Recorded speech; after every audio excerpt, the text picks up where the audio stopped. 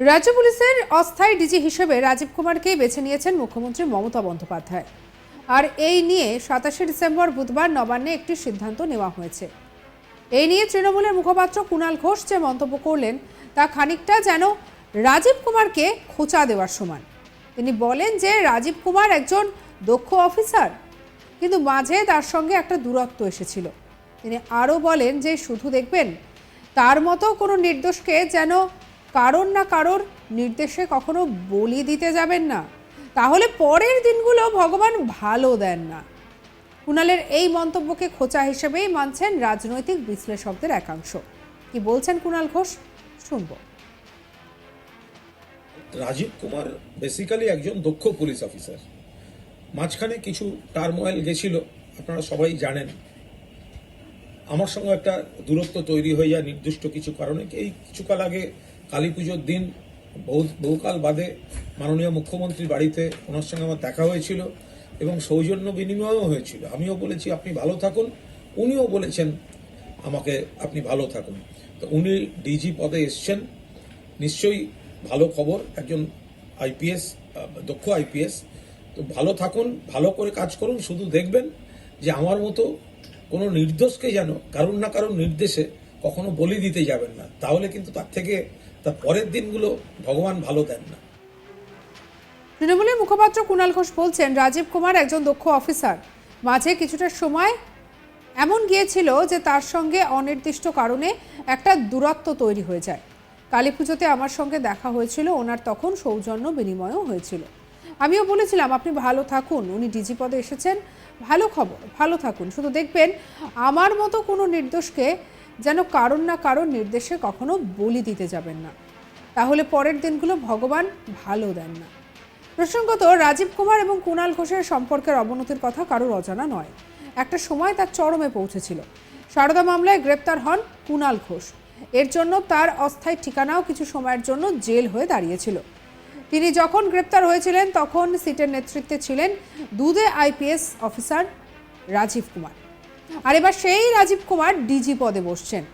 আর তাই পুরনো কথাই যেন এক প্রকার বলে খোঁচা দিয়ে গেলেন কুণাল বাবু, যদিও অকপটে তিনি সম্পর্কে তিক্ততার কথা মেনেও নেন।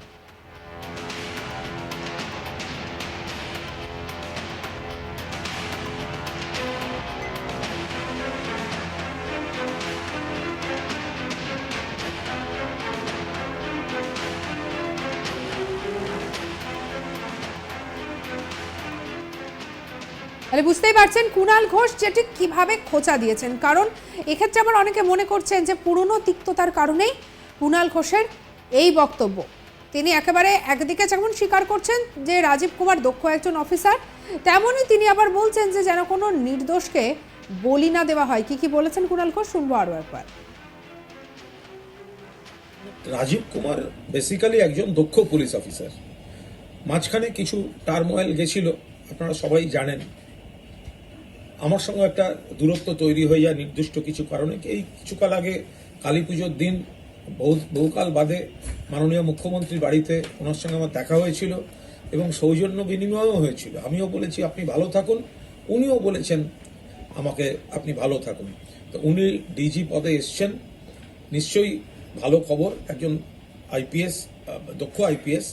তো ভালো থাকুন, ভালো করে কাজ করুন। শুধু দেখবেন যে আমার মতো কোনো নির্দোষকে যেন কারুর না কারুর নির্দেশে কখনো বলি দিতে যাবেন না, তাহলে কিন্তু তার পরের দিনগুলো ভগবান ভালো দেন না। শুনতেই পেলেন কুণাল ঘোষের বক্তব্য। বিভিন্ন সময় কুণাল ঘোষকে এমন অনেক মন্তব্যই করতে দেখা যায়। আবার বিভিন্ন ইস্যু নিয়ে যদি সবার প্রথমে কেউ যদি সরগরম হন শাসক দলের থেকে, সেক্ষেত্রেও বারবার দেখা যায় যে তৃণমূলের এই মুখপাত্র কুণাল ঘোষ তিনি কিন্তু বারবার সরব হয়েছেন। আর অন্যদিকে সারদা মামলায় গ্রেপ্তার হয়েছিলেন কুণাল ঘোষ। এর জন্য তার অস্থায়ী ঠিকানাও হয়েছিল জেল। আবার তিনি যখন গ্রেপ্তার হয়েছিলেন তখন সিটের নেতৃত্বে ছিলেন এই দুদে আইপিএস অফিসার রাজীব কুমার। তো সেই জায়গা থেকে রাজীব কুমারের সঙ্গে কুণাল ঘোষের যে ব্যক্তিগত সম্পর্ক, সেই সম্পর্কের খাড়াখাড়ি থেকেই তিনি একথা বলেছেন বলে আবার রাজনৈতিক বিশ্লেষকরা বলছেন। তাই পুরনো কথাই যেন মনে করিয়ে দিয়ে এক প্রকার খোঁচা দিলেন কুণাল বাবু। আবার অকপটে তিনি যদিও সম্পর্কের তিক্ততার কথা মেনেও নিয়েছেন, তাহলে সব মিলিয়ে যেটা বোঝা যাচ্ছে যে একদিকে কুণাল ঘোষের সঙ্গে রাজীব কুমারের যে সম্পর্কের তিক্ততা, সেই জায়গা থেকেই যেন এভাবে খোঁচা দিলেন কুণাল। সঙ্গে রাখুন আজ তাক বাংলাকে। পরবর্তী আপডেট অন্যান্য খবরের জন্য লাইক, কমেন্ট, শেয়ার, সাবস্ক্রাইব করতে ভুলবেন না। আমরা এখন রয়েছে হোয়াটসঅ্যাপেও, তাই ফলো করে নিন, আপডেটেড থাকুন।